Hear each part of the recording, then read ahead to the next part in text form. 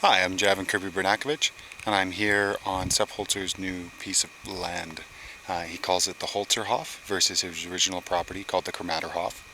It's August 3rd, 2013. I'm here with Holzer Agroecology, which is an American-based education company that is working with Primavita, which is a few of Sepp Holzer's, what he calls his prime students, have created a company to start to educate more people in Sepp Holzer agroecology. They've brought together a certification process to make people understand and to really take in what Sepp Holzer has to learn. For me, coming here has been it's been something of a homecoming. I find Sepp Holzer's work to be extremely inspiring.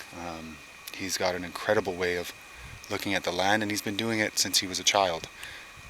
He's made many mistakes, and he's gotten to the point where he's made a lot of successes. This new piece of property is 9 hectares, and he originally designed it 10 years ago for a woman who lived on the land. At the time, he terraced and planted it, and he gave her multiple suggestions to build upon those terraces and those plantings. She didn't do any of those suggestions, and recently came into some financial troubles, and Sepp had the ability to pick up the property. Sepp's son Joseph now runs the Hof and takes care of it, and so Sepp has a new piece of land to put under production. Some of the things I'm going to show you are pretty incredible in terms that he planted and terraced this land 10 years ago and has done zero maintenance since. The trees haven't been irrigated. It's just the terracing. The land itself has about 400 millimeters of rain per year. It has highs of plus 30, it has lows of minus 20, minus 15. It has some snow, not a lot. We're in sort of the southeast part of Austria, which is the warmest part of Austria, and he calls it the extreme climate he's working in here. What I'm about to show you is a series of 3 ponds that we made over the last couple of days.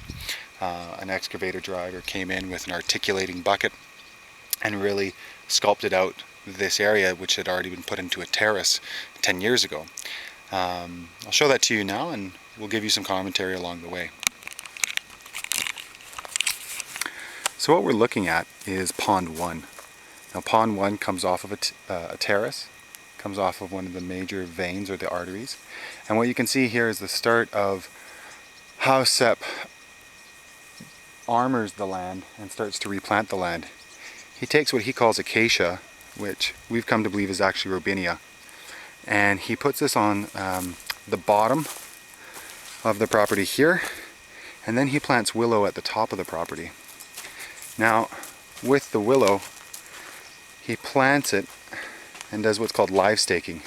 And you can see here that the willow itself is alive and growing. He's only been on this property since December, and it's only August, so it's only been a few months. Now with each of these willow, what he'll do is he'll plant a grapevine, and the grapevine will grow up within the willow. How successful is this? Well, here's a great example. As we can see here, this grape has been planted here and is just thriving. We'll see a few more examples of that as we go along. The excavator driver was here for about a day in total, day and a half, and really carved out this section quite well. It's about a 40 to 45% clay soil, so it's quite heavy in clay. And one of the reasons that Sepp has done this planting here is because of that soil. So what he's done is he's taken acacia, and the acacia goes down about 2 meters below the grade that we're seeing here. And what it's doing is it's stabilizing the soil, but it's also doing something else quite incredible. It's creating a water well. And because acacia is quite a hardwood and it doesn't rot as quickly, that hardwood is creating a room for these new willow stakes to grow and to start to grab some moisture and start to revegetate this landscape. Although this is for another reason. He's planning on putting ducks in here or geese in here, and if he doesn't put them in, they'll come naturally because it's a great flyover spot in a place that's as deserted as this. And what the ducks will do is they'll come up to this area here and they'll nibble, nibble, nibble, nibble, nibble, and they'll start to pull off the bank. It'll start to slough.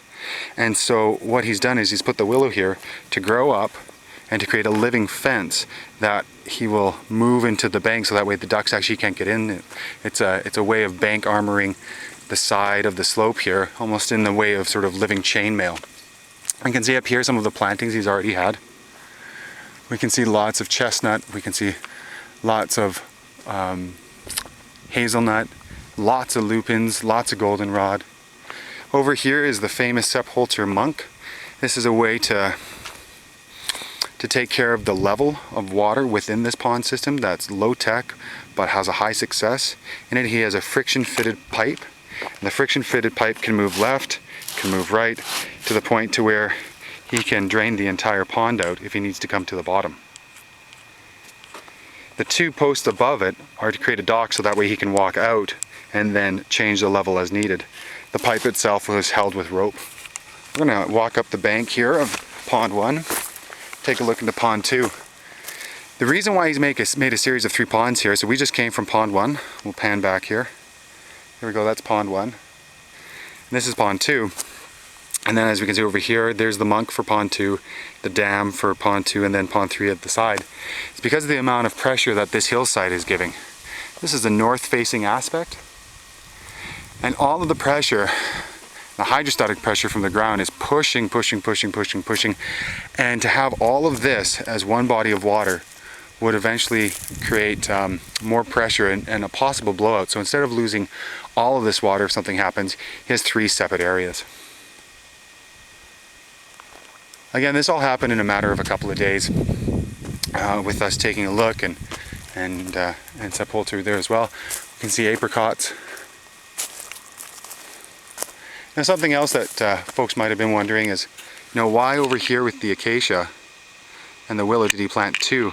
Well, Sepp's found that having 2 willow, they self-support and they create this beautiful interconnection.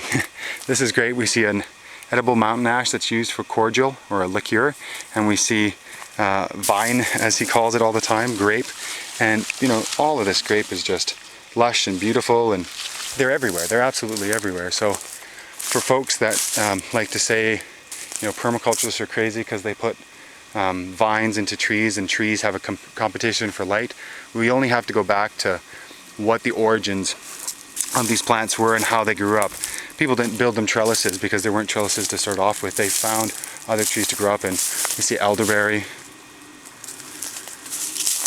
we see chestnut, we see more apricot, we see more chestnut, and look at these vines. Look at all that grape. So here we can see the grape here, the mountain ash here. It's just beautiful. Just totally beautiful. Well, I hope that gave you a sense of what Sepp's started to do here on his property. It's just a beautiful sight to be seen. He's 71 years old and he still has some of the most poignant information out there, and it's just a huge inspiration and it really excites people. I hope you enjoyed the video. Be fruitful and multiply.